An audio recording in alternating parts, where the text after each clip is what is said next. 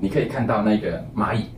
好，它经常会把蚜虫啊、介壳虫啊搬到树上去，因为这些介壳虫、蚜虫会产生蜜露，蚂蚁会吃这些蜜露，所以它就会帮它抵御天敌，然后会帮它搬来搬去。好，那这个方式就叫做共生。好，共生这个方式就是对你好，对我也好。你如果人跟绿空间没有共生，其实它可能一段时间之后就不见了，因为我觉得我好像都一直在付出，我没有收获，然后可能那个绿空间就不见了，原谱就消失了。我们怎么设计共生呢？在台湾生活的前辈们会在居家周围会种的东西，因为这些东西它可以利用，好像蒲姜的叶子，好，出面就可以把它做成蚊香。好，然后艾草也是做那一个，比如说我们最近时间到了草阿贵，好，在客家叫艾板，它的主要的材料就是艾草，所以说你可能到了这个季节，你就可以去采艾草，这个就是共生。